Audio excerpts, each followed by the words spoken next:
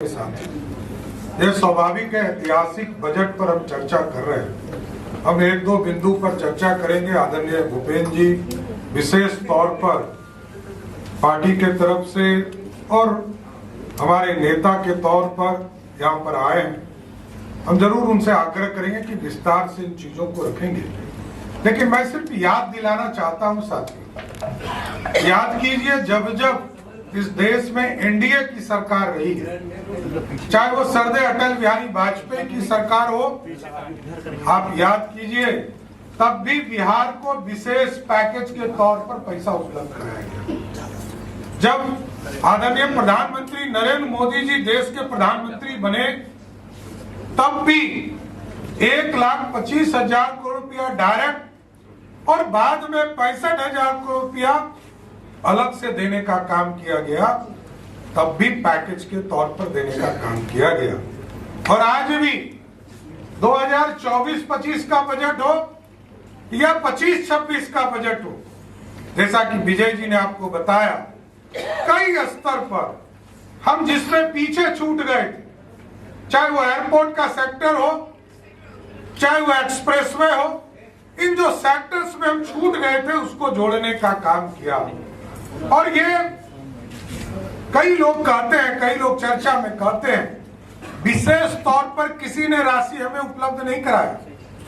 NDA की सरकार जब जब इस देश में स्थापित हुई है, तभी हमको एक विशेष तौर पर पैकेज देने का काम किया गया। याद कीजिए जब 2024 में देश के प्रधानमंत्री नरेंद्र मोदी जी तीसरी बार प्रधानमंत्री हुए, तो पहला काम इस बिहार में आकर यदि 19 जून 2024 को पहला किया, तो जो गौरवशाली इतिहास था नालंदा यूनिवर्सिटी का, उसका उद्घाटन करने का काम किया था।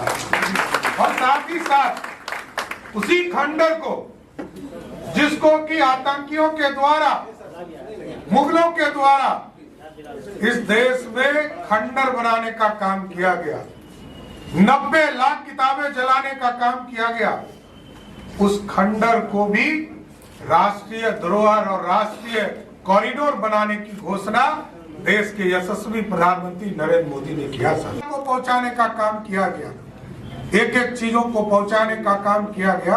अब इसको आगे बढ़ाने का काम देश की सरकार करे।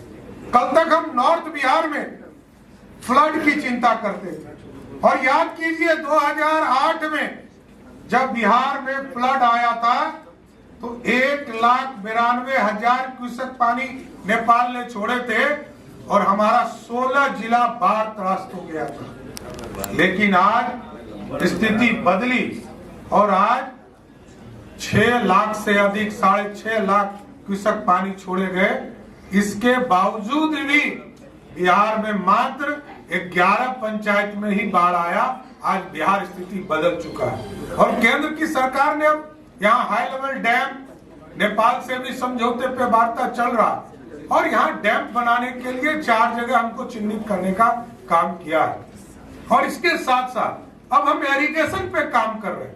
कल तक हम फ्लड फाइटिंग का काम करते थे उत्तर बिहार में, अब यहाँ हम इरिगेशन का काम, सिंचाई का काम शुरू हम लोगों ने किया। इसलिए साथियों, विस्तार से आदरणीय भूपेंद्र जी बताएंगे, लेकिन मैं जरूर इतना आश्वस्त करता हूं कि देश के यशस्वी प्रधानमंत्री जी के नेतृत्व में बिहार के हितों की रक्षा की जा रही है, बिहार को सुरक्षा देने का काम किया जा रहा है, बिहार के विकास की चिंता की जा रही है, और बिहार कैसे बढ़े इसकी चिंता लगातार हो रही है। और यहाँ भी अब उनको भी भरोसा है कि बिहार में हम जो राशि देंगे उसका सदुपयोग होगा, यहाँ लूट नहीं होगा, भ्रष्टाचार नहीं होगा।